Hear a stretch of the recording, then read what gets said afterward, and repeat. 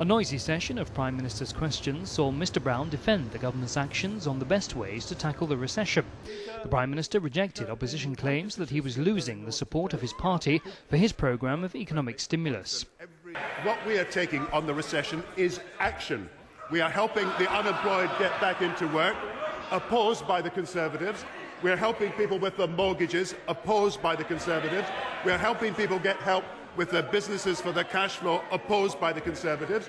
We're going to give a September schools guarantee to every school leaver giving school that they'll get work or training or educational support. And you know, Mr. Speaker, it's also opposed by the Conservative. Let's talk about the real issues in government. It's making big decisions in difficult times, and he's simply not up to the task. The Prime Minister said that the government's policies were working. He highlighted what he called the lack of international support for opposition policies. The reason I am confident about what we're doing is there's nobody in the world supporting the policies of his party. Go to America, go to Germany, go to France, go to Italy. He's got no supporters in Europe because he's completely isolated, because he wants to cut spending during a recession. And everybody else recognises you cannot cut your way out of recession. You've got to invest your way out of recession.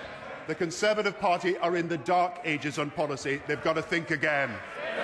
Mr. Brown said it was necessary to concentrate on policies, not personalities. Mr. Speaker, I've listened to his 6 questions and not one of them has been about policy. He's never raised the cause of the unemployed in Britain once. He's not mentioned mortgage holders and homeowners once. He's not mentioned small businesses once. He's not mentioned the state of the economy and what we can do to improve it once.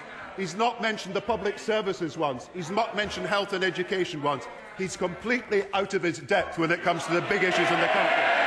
The Prime Minister also defended the government's latest plans for the education system in the UK announced yesterday. These include investment together with reform to deliver better results. Mr. Brown said figures showed that children's education in the UK is improving. There are far more and a far higher percentage of children able to read and write at 11 as a result of the decisions that we've taken as a government. There are 30,000 children now getting personal tuition to be able to read. Another 30,000 are getting personal tuition to be able to write.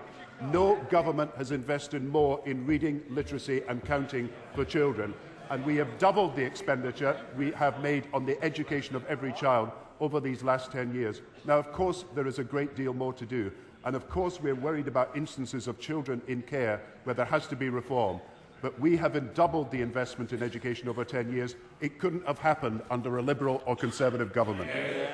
The Prime Minister's comments brought to an end a lively session of Prime Minister's questions, dominated by the state of the UK economy and education.